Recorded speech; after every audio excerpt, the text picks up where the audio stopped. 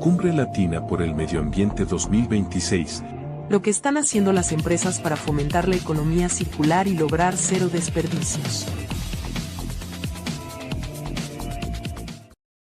En el canal de la revista Cumbre Latina.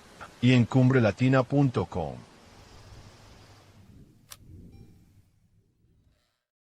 Bueno, regreso a Cumbre Latina por el Medio Ambiente, Economía Circular y Zero Waste 2026. Estamos formalmente en nuestro segundo bloque de la jornada. El verdadero camino hacia el residuo cero no se logra con buenas intenciones, sino rediseñando el origen mismo de los materiales y la logística de la cadena de suministro.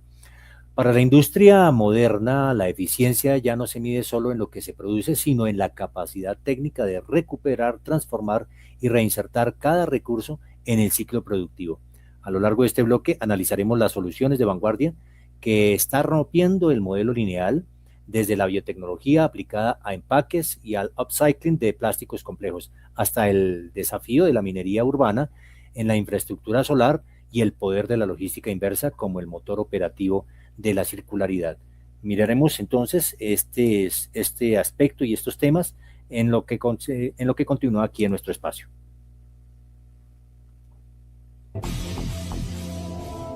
Cumbre Latina por el Medio Ambiente 2026.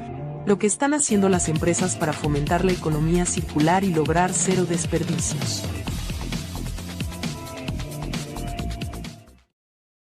En el canal de la revista Cumbre Latina. Y en cumbrelatina.com.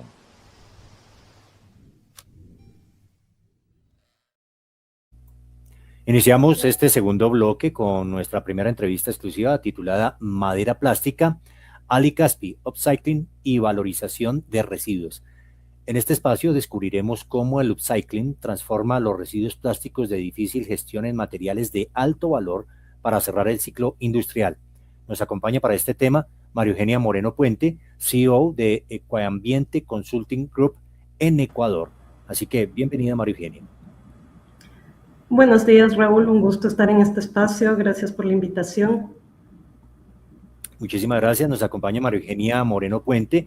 Ella es ecóloga de la Universidad de San Francisco de Quito, MBA de la Pontificia Universidad Católica de Chile y especialista con estudios avanzados en economía circular por la Universidad de California en Berkeley, con más de 25 años de trayectoria en consultoría ambiental estratégica para sectores de alta exigencia como el minero energético e hidrocarburos. María Eugenia lidera como CEO a Ecoambiente Consulting Group, que es una firma referente con 37 años de experiencia, y preside actualmente la Unión de Gestores de Residuos y Desechos de Ecuador. María Eugenia, pues una eminencia en la materia, bienvenida a esta cumbre. Vamos entonces al grano directamente para que nos refiramos a estos temas que pues son un dolor de cabeza diario para muchas fábricas y muchas industrias. ¿Qué hace actualmente su empresa con los plásticos duros y complejos en el que el reciclaje tradicional simplemente no acepta? A ver, te cuento un poco. Ali Caspi es una iniciativa de Ecoambiente de hace algunos años y nace justamente para dar una solución a plásticos de difícil procesamiento, especialmente en sus inicios a los plásticos provenientes de agroquímicos con triple lavado, que acá en Ecuador son catalogados como un residuo especial, un desecho especial.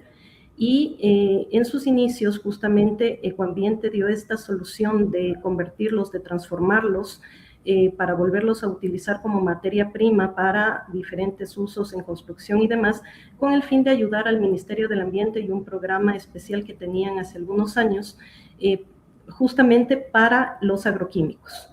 Estos agroquímicos, estos envases de agroquímicos, su destino final eran los rellenos sanitarios o procesamientos de incineración o coprocesamiento, y en ese sentido fue que nació esta iniciativa nuestra de darles un segundo uso, de buscarles una segunda vida. Entonces, claro, actualmente hay una variedad de tecnologías que se puede utilizar para la transformación de los plásticos, pero los problemas están enfocados, diría yo, en la variedad de los materiales. Los residuos plásticos de difícil gestión muchas veces vienen contaminados, mezclados o son compuestos por diferentes polímeros, que eso dificulta su gestión. Bueno, el gran problema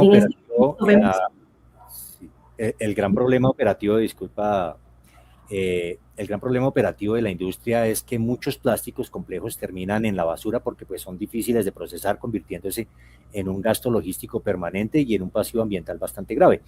Tirar estos materiales es un desperdicio absoluto de recursos económicos. La solución real es darles una segunda vida útil con alta ingeniería. Ecoambiente pues ha desarrollado un modelo redondo con la madera plástica Alicaspi, donde las fábricas entregan sus residuos industriales y los reciben de vuelta transformados en infraestructura útil para sus propias plantas. María Eugenia, en ese sentido, y con el propósito de avanzar un poco más y profundizar en este tema, con quienes nos acompañan en toda la región, ¿cuál es el verdadero cuello de botella técnico que impide que las industrias tradicionales valoricen esos plásticos difíciles y cómo nació la decisión de transformarlos en madera plástica? A ver, bueno, te inicio contando qué es Ayicaspi. Ayicaspi está en quichua y significa madera buena, madera duradera. Y esa es la idea. O sea, hay muchos temas en la industria que se utilizan todavía madera proveniente de bosques. Y esta iniciativa lo que ayuda es justamente a ese reemplazo, a dejar la madera en los bosques y a utilizar estos plásticos, darles una segunda vida y ofrecer soluciones para las industrias que requieren un material que ya en su vida útil y en su ciclo de vida pueda mantenerse un mayor tiempo dentro del proceso y pueda, proveer esta solución que va más allá de un tema ambiental, sino de un tema operativo. En la parte tecnológica, y como tú decías, el cuello de botella, y que lo mencionaba antes, es justamente los procesos de selección de los diferentes materiales, cómo logras tener, algo homogéneo cuando lo que tú recibes o lo que tú recolectas proviene de una gran variedad de plásticos y además de polímeros que no se pueden muchas veces mezclar o no se pueden recuperar. Entonces, el cuello de botella, más allá de tecnológico, viene de justamente esta variabilidad del material con que trabajas, de la dificultad de acceder a estos materiales, de lograrlos, recoger o que te los entreguen para poderlos procesar. Y también diría yo de un tema cultural en el que todavía no estamos acostumbrados a trabajar con residuos. Entonces, no lo vemos justamente como un recurso estratégico, que es lo que deberíamos empezarlos ya a ver, sino que lo seguimos viendo como un desecho que simplemente tiene que, en el mejor de los casos, gestionarse y disponerse, y en el peor de los casos, ir directamente a un relleno sanitario. Esa resistencia frente a la madera plástica con el mito del costo, ¿cómo nos permite asegurar a los sectores industriales y de construcción que la madera plástica es un sustituto superior en durabilidad y en costo-beneficio frente a los materiales tradicionales? Bueno, en tema de durabilidad, obviamente, siguiendo procesos técnicos, tienes que hacer todas las pruebas de resistencia, de mecánica, de asegurarte el tema de material y de diseño, que haya el diseño técnico detrás de eso y todo el análisis que esto requiere para poder hacer el reuso de estos materiales. Pero en el tema operativo y en el tema económico, que es lo que normalmente, en función de lo cual los consumidores toman la decisión inicial, esto viene a ser más bien por el costo de inicio. Cuando tú trabajas con materiales de upcycling, con materiales recuperados, tú más bien empiezas a pensar en el costo del ciclo de vida de ese producto. Es decir, cuánto tiempo logro mantener ese producto dentro de la economía a un nivel en el que sigue siendo funcional, sigue siendo operativo y me permite tener ahorros en el largo plazo que no los tengo, por ejemplo, con la madera tradicional, porque la madera tradicional o los materiales convencionales pueden ser más competitivos en un precio de inicio, pero a lo largo del camino te requieren más costos de mantenimiento, de reposición, de tratamiento para que no sufran por los factores climáticos externos, por plaga y demás. Entonces, la ganancia en este material está justamente en lo largo de su vida útil. Yo creo que actualmente la pregunta no es cuánto me cuesta un material, sino cuánto me cuesta mantenerlo a lo largo del tiempo, sean esto 10, 20, 30 o 50 años. Respecto a la ciencia que hay detrás del upcycling, ¿cuál es el proceso tecnológico y de ingeniería que aplican para garantizar un estándar de calidad y de seguridad estructural homogéneo al procesar los polímeros pues tan diversos, ¿no? A ver, el éxito del upcycling obviamente depende del control de calidad que se realiza de la materia prima, ¿sí? Entonces, todo proceso debe comenzar con una caracterización técnica, es lo que nosotros hacemos para nuestra madera, con la identificación de la composición de los resultados de composición, la compatibilidad de los materiales, las propiedades mecánicas, la estabilidad química cuando realizas mezclas, etcétera. Y ya el proceso empieza justamente con esta caracterización, por así decirlo, una clasificación de estos residuos, después un acondicionamiento, una trituración para reducir su tamaño y de ahí sí pasar a la parte ya de transformación, de formulación específica. Un material, sí, un material como el plástico, la película de plástico con la que se envuelven los alimentos o se hacen empaques en los mercados, ¿entra dentro de estos materiales que se pueden procesar? Se pueden procesar, hay diferentes procesos. Nosotros no los utilizamos, nosotros trabajamos solo con plásticos de alta densidad, pero por supuesto que en el mercado hay diferentes tecnologías, diferentes procesos y empresas que trabajan con diferentes tipos de plásticos, PETs, los films y demás. ¿Qué es lo importante y cuál es el reto? Por ejemplo, en la industria agroalimentaria, que mucho del material se contamina justamente con el agua sangre, con la grasa, o sea, una vez ya contaminado, es muy difícil su tratamiento. Ahí normalmente lo que se hace es necesitas un proceso de lavado, descontaminación para después poder ver si lo puedes recuperar y obviamente eso es muy costoso, o va directamente a un proceso de incineración para destrucción, y la mayoría van porque de las casas se desechan y pueden ir directo al relleno sanitario. Entonces, sí son materiales que una vez utilizados, una vez post-consumo, sí requieren un tratamiento especial, porque es lo que va al relleno sanitario y nos causa problemas con los lixiviados. Hay como una contradicción allí cuando se requiere, por ejemplo, incinerar esos plásticos que no pueden ser reutilizados por X o Y factor, y en ese sentido, pues, como que se pierde la idea de la reducción de las emisiones de carbono. Sí, justamente lo que pasa es que, a ver, hay diferentes tecnologías a nivel mundial.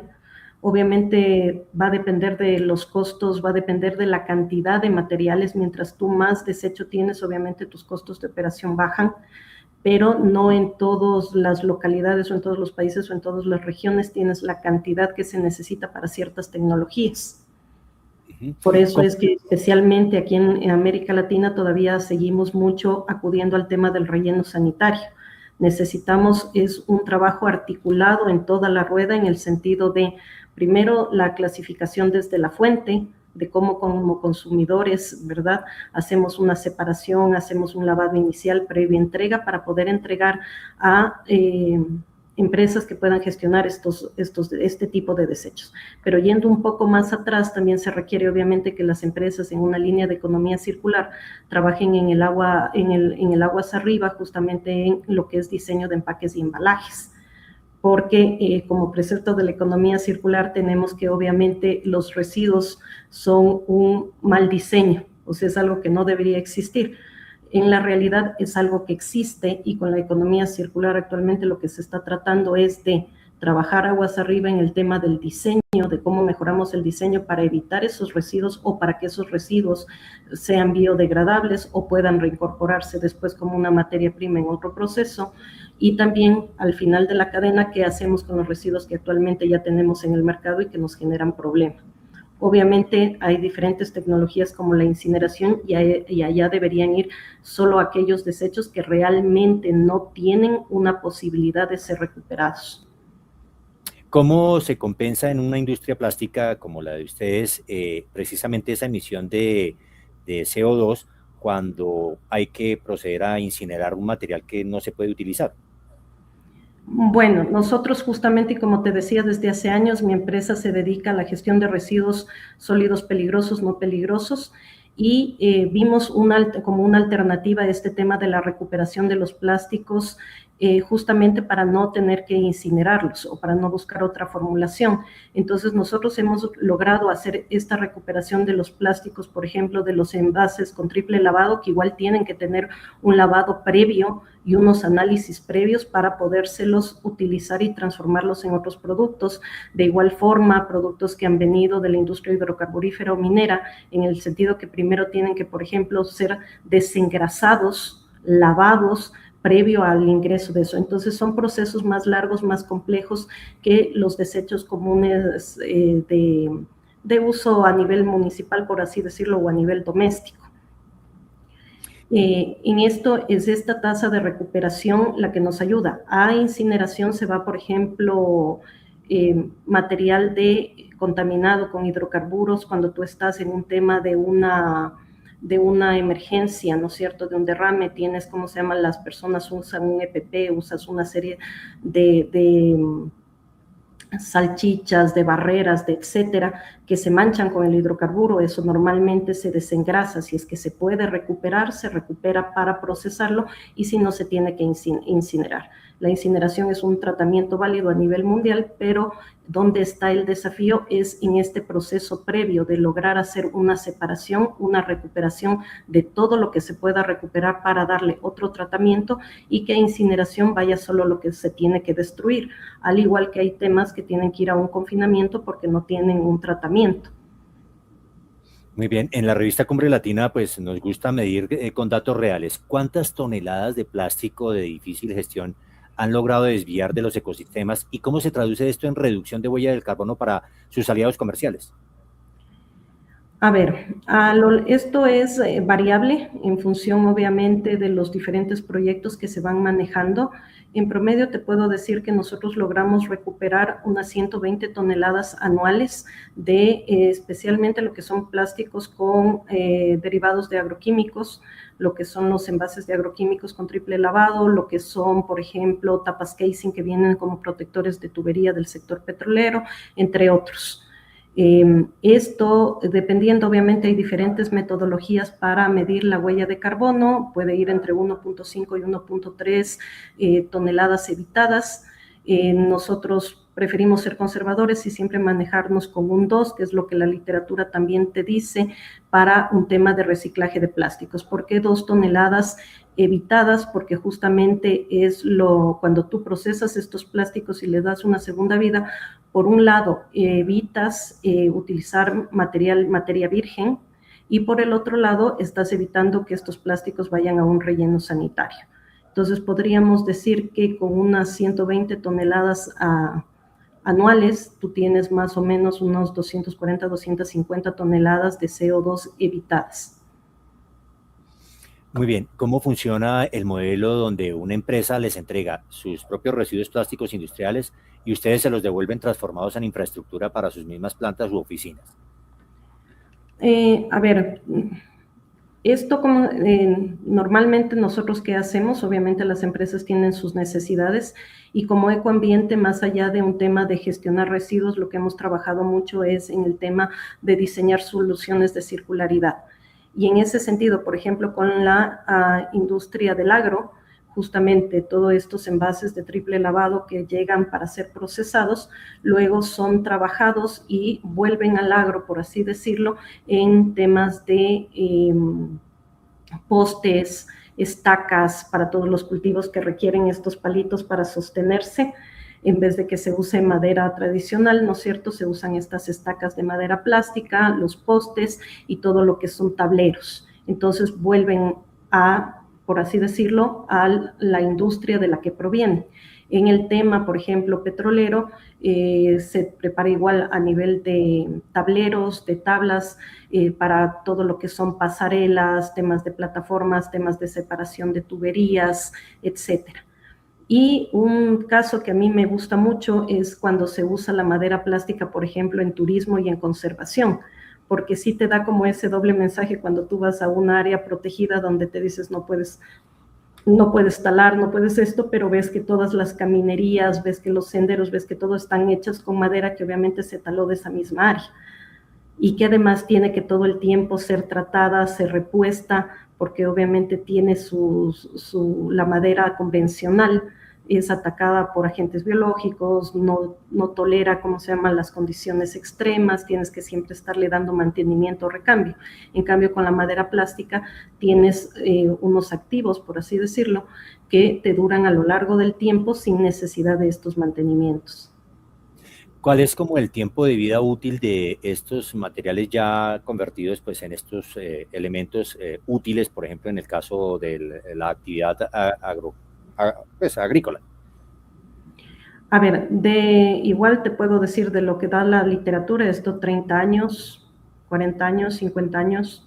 De nuestra experiencia con los primeros productos que hemos entregado, ya van más de 15 años y siguen ahí y funcionan muy bien y no han necesitado nada. O sea que nos estamos ahorrando la destrucción de bosques. Así es, y por eso, bueno, en el video que pasabas, justamente al final del video hay un mensaje, porque nosotros tenemos también un programa que se llama Oxígeno para el Futuro, y justamente habla de la compensación, o sea, de cómo mantienes los bosques, evitas su tala usando la madera plástica, y con eso obviamente estás generando oxígeno para el futuro. Y Ecuador estaría salvando también sus bosques amazónicos. Por supuesto. Muy bien, el residuo como recurso estratégico, ¿de qué forma la adopción de materiales valorizados, como el caso que ustedes trabajan, permite a las compañías anticiparse a las exigencias normativas del mercado regional en el presente actualmente? A ver, yo creo que los mercados se están transformando en sus temas regulatorios en toda América Latina, en mi país. Nosotros como Ecuador tenemos bastante normativa en cuanto a temas ambientales. Tenemos preceptos que vienen desde la Constitución, y en tema de economía circular tenemos ley, reglamento, estrategia, tenemos normas de responsabilidad extendida del productor y demás. Entonces yo creo que es justamente una oportunidad para las empresas de ir montándose en este tren de las acciones de circularidad, antes de que los controles sean más duros y ya no sea tanto como súmate, sino más de un tema de obligación. Hay algunos temas que ya son obligatorios, específicamente en los temas de plásticos, que es justamente incorporar una tasa de plástico reciclado en sus procesos, y en eso se está trabajando y se está caminando. Yo creo que la invitación es más bien a pensar en la resiliencia industrial, en la resiliencia empresarial, de que tenemos en estos momentos que adaptarnos, transformarnos, ver estas nuevas oportunidades de ser sostenibles, porque ser sostenibles también nos ayuda a ser más eficientes económicamente, operativamente, y poder sostenernos en el tiempo. ¿Estos materiales se están utilizando y ya se están incorporando actualmente en otros sectores, como en la construcción, en el desarrollo de infraestructura, en otros campos, pues que no sea solamente el ámbito agrícola? A ver, sí, por ejemplo, como te decía, sector petrolero y minero, sobre todo en construcciones temporales, ¿sí? Tú tienes que llegas normalmente a una área agreste, muchas veces se utiliza, obviamente tienes los permisos ambientales, pero se utiliza madera del bosque para hacer los primeros, por así decirlo, pasarelas, los primeros cubetos, las canaletas, todo esto que es temporal, porque tienes actividades temporales. Para las empresas ahora es una oportunidad de utilizar este tipo de materiales de madera plástica, porque ya no es simplemente el corte, utilizo y dejo ahí la madera del bosque, sino que esto lo puedes después recoger, guardar y llevarte al siguiente sitio de trabajo. Entonces, esto les ayuda, ¿verdad?, en sus temas operativos de eficiencia y además en sus temas de desempeño ambiental, en sus propios cumplimientos de planes de manejo con estas soluciones alternativas. Bueno, ¿de qué manera la adopción de materiales valorizados permite a las compañías anticiparse a las exigencias normativas del mercado regional? Justamente siendo resilientes. Te hace, ahora, hoy en día, el trabajar en circularidad, en trabajar en temas de cambio climático, te da apertura a mercados tanto para financiamiento como para inversión. Hay grandes proyectos que necesitan inversión extranjera, ¿no es cierto?, inversión de cooperación y otros, y hoy en día ya te califican, que tú tengas un plan de sostenibilidad, que tú tengas estrategias de circularidad, que tú tengas acciones alineadas con los objetivos de desarrollo sostenible. Los bancos europeos tienen todos unos sistemas, ¿verdad?, en los que te califican tu accionar, más allá de políticas, cuál ha sido tu experiencia o cuál es algo ya demostrable de que estás trabajando en estos temas. Entonces, es el momento de, como decía, integrarse justamente a este nuevo tren de sostenibilidad, donde puedes acceder a otro tipo de calificaciones si es que requieres inversiones, tu propia empresa si no requieres inversiones, pero tu propia empresa puede ser más sostenible porque tienes un mejor desempeño ambiental y tu operación mejora en el largo plazo. Esto no es un tema de corto plazo, sino de sostenibilidad y rentabilidad de largo plazo, justamente porque estás trabajando en el precepto de la economía circular, que es lograr sostener dentro de la economía los productos un mayor tiempo. ¿Ecoambiente está entrando a otros mercados distintos al mercado nacional ecuatoriano? No, realmente con consultoría, nosotros trabajamos tanto en el área de la consultoría socioambiental como en la gestión de residuos. En el área de la consultoría socioambiental sí hemos trabajado en algunos temas a nivel internacional, pero en el tema de gestión de residuos lo mantenemos en Ecuador. ¿Es potencialmente exportable este modelo de negocios que ustedes están desarrollando en Ecuador? Por supuesto, y hay varias iniciativas en diferentes países. México trabaja mucho en tema de reciclaje de plásticos, Colombia, Argentina, Chile también tienen algunos ejemplos muy valiosos en este tema de reciclaje de plásticos. Normalmente los temas de upcycling han estado más dirigidos justamente hacia los plásticos de consumo masivo, los PETs y demás, más limitado hacia el tema de los plásticos que nosotros trabajamos, que son plásticos que provienen justamente de industrias, por así decirlo, con un mayor nivel de impacto, que tienen justamente que tienes que hacer todo un trabajo previo que te conlleva a un tratamiento y un mayor costo, porque tienes que primero hacer un tratamiento de estos plásticos, de estos materiales, porque como te mencionaba, pueden venir contaminados con grasas, con química, con demás. Entonces, esto tiene un costo de tratamiento inicial previo a la transformación. María Eugenia, ¿qué casos de éxito conoce usted donde la sustitución por madera plástica pues, ha contribuido a resolver un problema crítico de mantenimiento e ineficiencia en una operación industrial? A ver, como te comentaba, justamente, por ejemplo, en el sector petrolero, cuando tú entras a hacer sísmica normalmente, o algunos trabajos donde no tienes facilidades, tú tienes los permisos para utilizar la madera circundante y poder hacer tus actividades temporales. Ahí ha sido exitoso este modelo, en el sentido de que justamente les ha permitido a las empresas con las que hemos trabajado tener estas infraestructuras temporales seguras, y que además les ha podido servir no para el primer proyecto en el que hicieron el piloto, sino que además lo han podido seguir utilizando en otros proyectos. Esto les ha dado un beneficio frente a la autoridad ambiental en el sentido de que han usado este nuevo material, no han impactado, en el bosque en la misma medida como estuvo pensado inicialmente. Se ha dado esta posibilidad operativa, ¿no es cierto?, de también de formular nuevos procesos en los que la industria ve un beneficio económico, un beneficio reputacional, porque está utilizando estos materiales de segunda vida, están teniendo un mejor desempeño operativo, aunque inicialmente les pudo haber parecido más costoso el trabajar con la madera plástica en lugar de la madera convencional. Bueno, pues queremos agradecer de manera especial a María Eugenia Moreno por mostrarnos que el residuo cero es una meta tangible cuando se aplica ciencia e ingeniería de materiales. María Eugenia, queremos dejarle este espacio para una conclusión y además un mensaje de despedida para toda nuestra audiencia, para que usted comparta esta experiencia también para todos los latinoamericanos.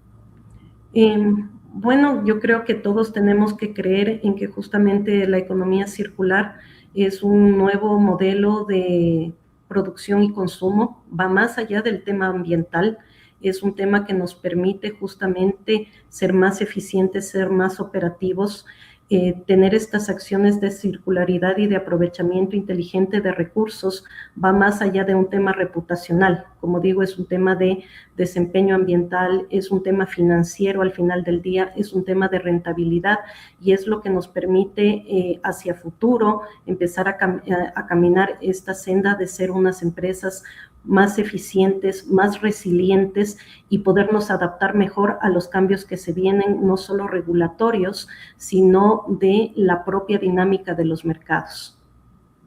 Bueno, pues para todas las empresas interesadas en activar alianzas comerciales, revisar fichas técnicas detalladas y agendar diagnósticos de valorización de material con Alicaspi, pues los invitamos a ponerse en contacto ingresando al portal oficial de la organización, que es www.ecoambiente.com.